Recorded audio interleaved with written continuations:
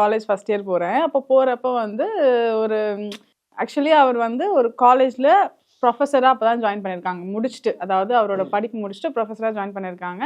அவங்க வந்து எனக்கு இந்த பர்சனாலிட்டி ரிலேட்டடான ஒரு சும்மா எனக்கு கொஸ்டின்ஸ்லாம் கேட்கணும்னா அவங்க கிட்ட நான் கேட்டுப்பேன். ஃப்ரெண்ட் ஆஃப் ஃப்ரெண்ட் அவங்க.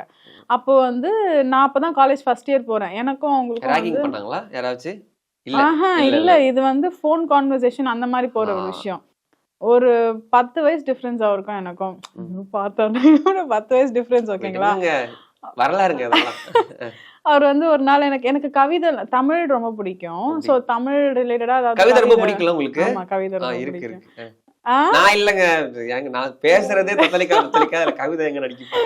சோ வந்து கவிதை வந்து பிடிக்கும்னால ஒரு 4 பக்க கவிதை, அதாவது என்னோட உச்சந்தலையில இருந்து உள்ளங்கால் வரைக்கும் வர்ணிச்சு ஒரு கவிதை எழுதினேன். எனக்கு அதை பாக்குறப்போ உச்சந்தலையே 1 மணி நேரம் ஆயிடும் போலீங்களே. சொல்லுங்க. உச்சந்தல்ல இருந்து வர்ணிச்சு எழுதியிருந்தாங்க. சோ அப்ப வந்து எனக்கு வந்து ரொம்ப ஹாப்பியா இருந்துச்சு. அதாவது ஒரு தமிழ்னா ரொம்ப பிடிச்ச ஒரு பொண்ணு, தமிழ்ல ரொம்ப தெளிவா பயங்கரமா எழுதிருந்தாங்க. அது எனக்கு ரொம்ப இப்போ வரைக்கும் மறக்கவே. கவிதையில காலி பண்ணிட்டாரு அவங்கள. ஆமாங்க.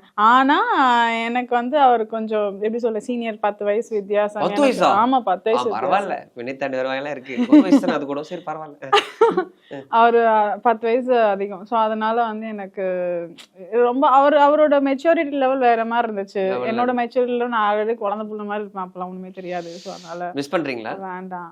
இல்லங்க, அவர் கல்யாணம் ஆகி 3 குழந்தை இருக்கு. நீங்க வேற இப்போ. ஆமா அதனால உங்களை பார்த்த உடனே பயங்கர இம்ப்ரெஸ் ஆயிட்டாரு. பயங்கரமா பேசுறாங்க அந்த பொண்ணு அப்படின்னு சொல்லலாம். அழகா இருக்காங்க இவங்க அப்படின்னு. இல்ல நான் ரொம்ப நைவா இருப்பேன். அப்ப ரொம்ப எப்படி சொல்ல ரொம்ப இன்னசென்ட், ஒண்ணுமே தெரியாது. நீங்க தமிழ்ல வேற ரொம்ப இன்னசென்டா ரொம்ப அப்பாவி மாதிரி இருப்பேன். அது எல்லாத்தையுமே எனக்கு எப்படின்னா நீ நல்லா பேசிட்டீங்கன்னா மனசுல இருக்க எல்லாத்தையுமே சொல்லி டைரக்டா பேசிடுவேன். அந்த மாதிரி பேசிடுவேன். சோ அதனால வந்து இல்ல அவங்க என்ன ஏன் இம்ப்ரெஸ் ஆனாங்கன்னு சொல்லணும்னு சொன்னீங்களா? இல்ல நான் ஏன் அவங்கள ரெண்டுமே கேட்டேன் நானு. பரவாயில்ல, எல்லாத்துக்கும் பதில் வருது. அவங்க என்ன பார்த்து ஏன் இம்ப்ரெஸ் ஆனாங்கன்னு சொன்னதை நான் சொல்றேன். Okay okay. அதனால இது ஒரு ரீசனா சொல்லி அவங்க அந்த மாதிரி. இது வந்து கல்லூரியில் காலேஜ் டைம்ல. ஆமா.